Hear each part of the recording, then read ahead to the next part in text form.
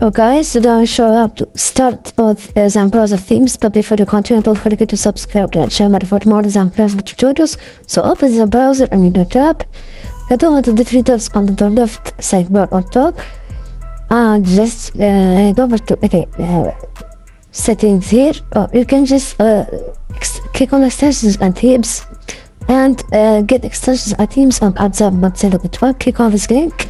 This will open Zen Browser official extensions and themes, templates, and available themes for Zen Browser. Click on themes.